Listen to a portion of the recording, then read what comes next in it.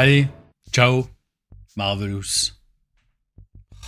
J'ai commencé par la fin. Alors aujourd'hui, on se retrouve pour une nouvelle vidéo deck building. Bah oui, comme je vous ai dit, en ce moment, il n'y a pas énormément plus que ça d'actualité à propos de FFG et à propos de Marvel Champions, même si on a eu les X-Force qui nous ont été annoncés.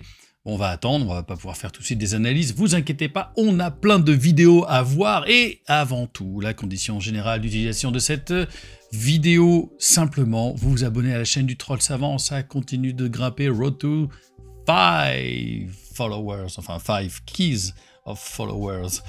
Le petit pouce bleu, bien sûr, abonnez-vous aussi au Twitch de Marvelous Marvel Champion. On fait des lives, 2-3 lives par mois. Il y a des parties, j'enregistre des choses, on discute de notre jeu préféré. Et bien sûr, pour savoir quand ces lives ont lieu, vous avez en description de cette vidéo le lien qui vous permet d'avoir une invitation permanente pour nous rejoindre sur le Discord où on est près de 200. Alors aujourd'hui j'étais là en train de me dire, bon, on va faire une autre vidéo deck building. Encore une fois, dans l'idée d'aider certains d'entre vous qui découvrent aussi encore ce jeu et qui vous savez pas trop comment faire, voilà, du deck building. Voilà, vous pouvez venir choper des idées dans ces vidéos. Vous pouvez avoir des idées. Ça vous permet de réfléchir un petit peu, puis aussi de profiter de ce plaisir de faire un personnage un tout petit peu plus qui nous ressemble. Voilà. Et peut-être que vous n'avez pas toutes les cartes et vous allez pouvoir en changer d'autres, et on va en parler aussi dans cette vidéo. Et en réfléchissant, je me suis dit, tiens, quel personnage on pourrait prendre. Alors évidemment, encore une fois, si vous êtes des nouveaux joueurs, vous avez forcément la boîte de base, et donc vous avez commencé par notre ami Spider-Man. Bah oui, et Spider-Man, je pourrais faire presque un deck cause perdu pour lui, parce que je trouve qu'il a quand même pris pas mal dans la gueule depuis un certain temps. Mais FFG a un tout petit peu rectifié le tir. Et aujourd'hui, je vous propose donc ce deck de Miguel Cantillo 13. Il faut rendre à César ce qui appartient à César, qui nous a fait un deck Spider-Man Perfected 2.0. C'est un deck vert, donc protection, où vous avez seulement besoin de 6 packs de héros afin de pouvoir le jouer. Et donc la mécanique de ce deck, ça va être d'avoir masse d'alliés. Je me demande même s'il n'y a pas quasiment tous les alliés, masse d'alliés qui soient Web Warrior. Vous allez me dire, bah attends, de base, Spider-Man, il n'est pas Web Warrior. Oui, mais ils ont fait... alors c'est guerrier de la grande toile, voilà, c'est ça. C'est une amélioration d'un titre. Attachez cette carte à un personnage ayant le mot Spider dans son titre, un max par personnage, et le personnage attaché gagne le trait Web Warrior. Donc c'est comme ça que Spider-Man devient ensuite un Web Warrior. Et il y a une réponse sur cette carte après qu'un allié Web Warrior quitte le jeu, le personnage attaché gagne +1 d'attaque jusqu'à la fin de la phase. Et donc on va voir que ça peut être vachement intéressant et d'avoir un Spider-Man qui met des belles pastèques. Alors, regardons sans plus attendre de quoi est composé ce deck. Alors évidemment, il y a quand même 11 alliés, c'est quand même costaud. Alors, l'allié signature de Spider-Man n'est pas un Web Warrior, c'est Black Cat. Donc elle coûte 2, une attaque de 1 et un contre de 1. Et après que vous avez joué Black Cat, défaussez 2 cartes du dessus de votre deck, ajoutez à votre main chaque carte avec une ressource mentale imprimée, défaussée par cet effet. Bon, moi j'avais dit que c'était plutôt un personnage que je trouvais assez fort, hyper sympa, qui valait plutôt le coup comme allié signature.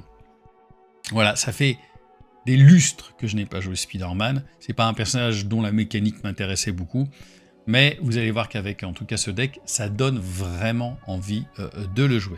On a ensuite toute cette masse de Web Warrior, je crois quasiment. Ouais, on a tout ça en Web Warrior. Donc on commence par le Ghost Spider.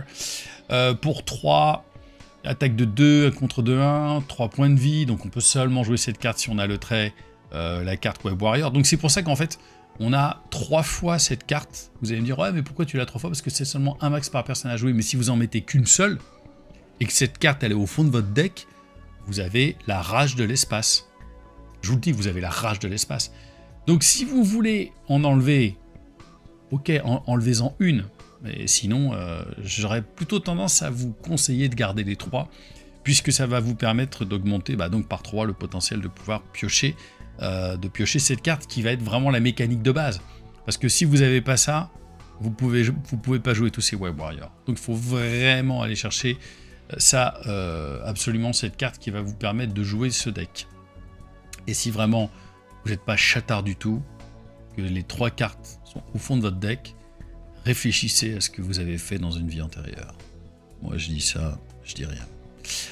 Alors, quand Ghost Spider quitte le jeu, cherchez un événement spécifique à votre identité dans votre deck. Dans votre deck, attention, pas dans votre défaut, c'est ajoutez-le à votre main. Donc c'est quelque chose qui va être vachement intéressant. Si dans votre deck, vous avez les coups de pied en balancier, pour 3, infligez 3 dégâts à un ennemi. C'est ça que vous allez avoir envie d'aller chercher. Pas charger, mais chercher. On a Scarlet Spider. Je ne l'ai, je crois, jamais joué. Je ne l'ai jamais joué. Pour un coup de 4, attaque de 2, 1 point de contre, point de vie de 4, donc c'est quand même assez puissant fondamentalement. Interruption, quand vous êtes censé révéler une carte rencontre, nommez un type de carte. Ensuite, regardez la carte rencontre, si elle est du type nommé, infligez un dégât à Scarlet Spider et piochez une carte. Ok, moi je trouve ça hyper compliqué et très hasardeux.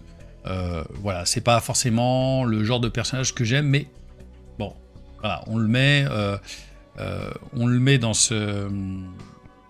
Alors, est-ce que je rajouterais pas moi autre chose à la place de ce personnage? Je sais pas, je pense pas. Je crois pas, ça peut être après intéressant, mais parce que si ce qu'on veut, c'est que tous les personnages dégagent et puis qu'on gagne un d'attaque à la fin de notre round. Voilà, mais pour 4, il est quand même un petit peu cher, Scarlet Spider. Voilà, faut voir. Je suis pas sûr. Je pense pas qu'on va vraiment l'utiliser pour son interruption, à moins qu'il y ait quelque chose qui m'échappe, et auquel cas, vous me le dites en commentaire. Silk, un allié Web Warrior encore, donc, ils sont tous Web Warrior d'ailleurs, pour un coup de 2, 1 d'attaque, 1 de contre, 2 points de vie, réponse après avoir joué Silk de votre main. Si vous contrôlez une autre carte Web Warrior, donc vous-même, encore une fois, que vous avez la grande toile, cherchez une traîtrise dans le deck rencontre et défaussez-la, et ça, pour le coup, c'est quand même assez violent. Je trouve ça très fort, j'adore ce personnage. Spider, vous savez tout le bien que je pense du personnage. Spider, mais donc l'allié pour 2, 1 d'attaque, 2 de contre, et point de vie de 2. Encore une fois, on la joue seulement si on a un Web Warrior, et si SPDR a été vaincu en subissant des dégâts consécutifs en excès, ajoutez-la à votre main. Donc en gros, vous le mettez sur le plateau, vous faites une attaque à 1, vous prenez un dégât consécutif, et le tour d'après, vous faites un contre à 2, et il revient dans votre main, puisqu'il prend 2 dégâts consécutifs.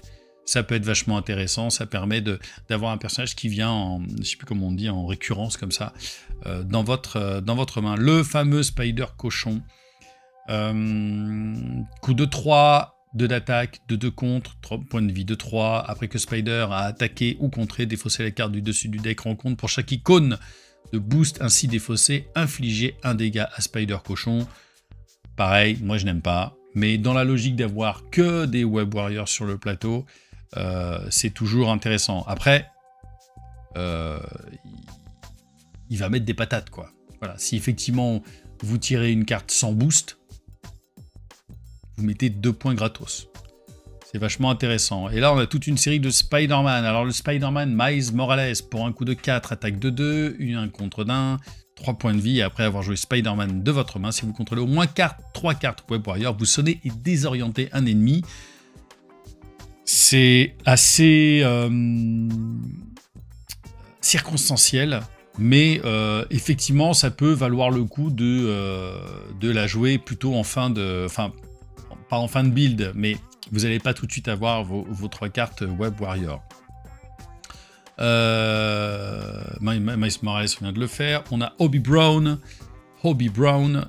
Donc pour 3, 1 d'attaque, 2 de contre et 2 dégâts consécutifs, 3 points de vie. Quand Spider-Man quitte le jeu, défaussez les 3 cartes du dessus du deck rencontre, infligez au méchant un nombre de dégâts égal au nombre de boosts ainsi défaussés. Ça peut être vachement intéressant, puisqu'on va aussi profiter de chaque allié Spider qui va être défaussé par la suite, vous allez voir. Le Spider-Man Auto Octavius, pour un coup de 2 attaque, 2 d'attaque, 1 de contre, et pour les 2 d'attaque, il y a 2 dégâts consécutifs avec 2 points de vie. Après avoir joué Spider-Man de votre main, redressez une amélioration que vous contrôlez. Si cette amélioration a le trait Tech, vous piochez une carte. Et en amélioration Tech, on a ça, effectivement, donc le lance-toile et le Spider Tracer. Mais le Spider Tracer, on l'attache à un sbire. Voilà. Oui, très bien. Très bien aussi. Et surtout, c'est pas cher. Spider-Man noir. Alors moi, c'est un personnage que j'apprécie pas des masses, mais on peut voir qu'il a quand même une logique, puisqu'il a 0 d'attaque, 0 de contre, point de vie de 3, il coûte 3, et X est égal au nombre de cartes face cachée à Spider-Man, face cachée attachée à Spider-Man noir, après que vous avez résolu une traîtrise. Si vous contrôlez un autre Web Warrior, bon là a priori ça devrait être bon, notre carte Web Warrior, attachez cette traîtrise face cachée à Spider-Man noir pour un maximum de 3 traîtrises attachées. Donc à chaque fois que vous résolvez une traîtrise, vous la mettez sur Spider-Man noir et il gagne en attaque. Ce qui fait qu'à la fin, effectivement, si vous le laissez pendant 3 tours, ou 2 tours si vous tapez 2 cartes traîtrises de suite, ce qui vous permet peut-être d'en avoir 2 ou 3, vous commencez à attaquer un petit peu. Et là, effectivement, en 3 tours, il peut faire 3 dégâts, 3 x 3, 9. Donc ça peut valoir le coup, mais je trouve que c'est quand même très long à se mettre en place. Et enfin, le Spider UK, Billy Braddock pour 3, attaque de 2, il a 2 dégâts consécutifs, 1 contre 1 dégât consécutif, point de vie de 5. Quand Spider UK défend contre une attaque, infligez à l'ennemi attaquant un nombre de dégâts égal au nombre de cartes Web Warrior que vous contrôlez. Et ça peut valoir le coup parce que c'est une espèce de riposte plus. Voilà. Donc vous voyez, je suis pas non plus un grand fan de tous les personnages Web Warrior, mais ils ont une logique dans la mécanique de ce deck. Les événements en coupé en balancier, vous connaissez. Dans le Spider-Verse, alors on a... c'est un coup de 2, donc action, vous inclinez une carte Web Warrior que vous contrôlez, vous cherchez un allié Web Warrior dans votre pile de défausse et mettez-le en jeu. Choisissez ensuite un joueur, ce dernier peut dépenser 3 ressources de n'importe quel type pour reproduire cette capacité. Donc on voit qu'on a déjà là toute cette mécanique qui se met en place de Web Warrior avec ce genre de carte. Donc c'est effectivement hyper intéressant, puisque vous inclinez une carte Web Warrior, vous cherchez un allié dans votre pile de défausse, et vous le mettez en jeu directement. Ensuite, vous choisissez un joueur. Alors, si vous jouez en multi, vous pouvez choisir effectivement quelqu'un d'autre, mais vous pouvez aussi vous choisir, parce qu'il n'y a pas marqué, choisissez un autre joueur que vous-même. Et donc, pour 3, vous pouvez de nouveau aussi mettre un autre personnage qui va coûter 4, comme celui-ci, par exemple, comme Scarlet Spider ou je sais plus, c'est voilà le Miles Morales aussi. Le salto arrière, on le connaît, quand on est censé subir n'importe quelle quantité de dégâts, on prévient tous ces dégâts. Le sans-araignée amélioré, une carte traîtrise est révélée du deck rencontre, on annule ses effets une fois révélés. D'ailleurs, il faut résoudre une carte traîtrise pour l'avoir dans Spider-Man noir. Enfin, on a aussi le servir d'appât dans les événements. Pour l'un coup de 1, en contre, le méchant vous attaque, vous retirez 4 menaces de la manigance principale. C'est fat pour 1. Et sachant que quand il nous attaque, alors j'ai oublié de représenter Spider-Man, Peter Parker, commencez à le connaître par cœur. 1, 2, 3 de défense. Et quand le méchant initie une attaque contre vous, donc quand il initie une attaque contre vous, vraiment au début de l'attaque, vous piochez une carte, donc c'est assez fort. On a 5 ressources, l'énergie, la force et le génie, et le pouvoir en chaque anneau qui double les ressources générées par cette carte lorsque vous payez une carte basique. Et on a pas mal de cartes basiques, comme vous pouvez le voir. Ensuite, en soutien, en basique, on a en un exemplaire l'exercice de cohésion d'équipe. Vous inclinez cohésion d'équipe pour un coup de 2. Et vous inclinez l'exercice de cohésion d'équipe. Vous jouez une carte de votre main qui partage un trait avec votre héros en disant son coup de 1 en ressources. À partir du moment, encore une fois, que vous avez guerrier de la grande toile, toutes ces cartes-là vous coûteront 1 de moins. Donc ça devient d'un coup beaucoup plus intéressant. Encore une fois, là, on pourrait presque virer un ou deux, je dirais un autre allié qu'on trouve un tout petit peu moins intéressant. Par exemple, moi je virerais le Spider Cochon décidément. Et puis je mettrais peut-être 2 exercices de cohésion d'équipe. Voilà, pour faire ça 2 fois. Pourquoi pas. Tante May, on connaît ses canons, on l'incline et puis on soigne 4 dégâts de Peter Parker en alter ego. On a ensuite encore le toile de la vie et du destin. C'est un lieu Web Warrior pour un coup de 3. Encore une fois, on ne peut. Si votre identité, oh là là, identité a le trait, identité, enfin voilà, si je mélange tout dans ma bouche, Web Warrior, ignorez le coût en ressources de cette carte. C'est ultra pété. Réponse après qu'un allié Web Warrior a quitté le jeu, choisissez un joueur. Ce joueur pioche une carte. D'où l'idée, encore une fois, cette mécanique d'avoir un maximum d'alliés sur le terrain. Même si, bien sûr, vous ne pouvez pas en dépasser 3 de base. Bah ouais, ça va être fort, vous allez vous faire des mains incroyables. Donc les guerriers de la grande toile, qui, en plus de donner le trait Web Warrior, ce qui est quand même extrêmement important, c'est après qu'un allié Web Warrior quitte le jeu, le personnage attaché gagne plus 1 d'attaque jusqu'à la fin de la phase. Donc imaginez que vous ayez... Alors vous avez des personnages qui peuvent quitter rapidement le plateau parce qu'ils ont 2 points de dégâts consécutifs. Si vous voulez vous préparer un moment à un setup où vous en avez 3 Web Warriors qui vont quitter le jeu, votre personnage, il va gagner plus 3. Donc vous allez pouvoir taper à 5, faire un tour à 5. Ce qui est quand même pas dégueulasse du tout. On a l'inventivité, on joue cette carte uniquement quand on a le trait génie, donc en alter ego. Et on génère, et quand on l'incline, on génère une ressource mentale. Et puis enfin, les 3 dernières qu'on connaît, qui sont dans le deck de base. Le lance-toile, il y a 3 jetons, on génère une ressource, environ 1 jeton, une ressource libre. Et on a 2 fois pris dans la toile, ça coûte cher, mais quand l'ennemi attaché est censé attaquer, on défausse pris dans la toile à la place, et ensuite il est sonner cet ennemi. Alors au début, j'avais pas très bien compris cette carte, je sais pas pourquoi. Alors je la trouve chère, mais fondamentalement, vous gagnez 2 tours. Donc ça vaut vraiment le coup.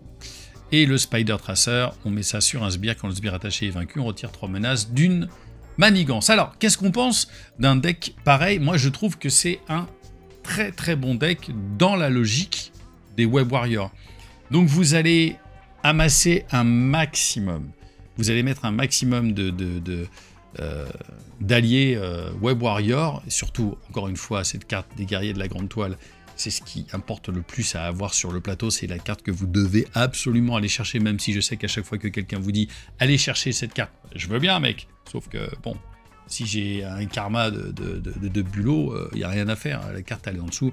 Là a priori, avec 3 exemplaires, vous aurez quand même matière à pouvoir la récupérer. Il faut absolument récupérer cette carte, et après vous déroulez votre game, et je dirais qu'effectivement l'exercice de cohésion d'équipe, ça peut être vachement important d'aller la chercher. Et c'est pour ça peut-être que j'en rajouterai une environ, perso, environ un allié. Parce que 11 alliés, bon, de toute façon, vous avez le temps de les avoir. Ça représente un quart de votre deck, les alliés. Avoir un peu plus qu'un quart de votre deck, vu qu'on a 40 cartes. Donc je me dis que, voilà, ça peut être intéressant. Je pense que c'est un deck qui vaut le coup. Alors je ne l'ai jamais joué, hein, pour le coup, celui-ci. C'est un deck que je n'ai jamais joué, que j'ai vu vraiment... alors que j'ai vu tourner chez des copains, enfin, plus ou moins, parce qu'il y avait quand même un peu moins d'alliés, et il avait mis plutôt des... vraiment la crème de la crème des Web Warriors pour lui. Voilà, je pense que c'est un très bon deck avec lequel on peut s'amuser.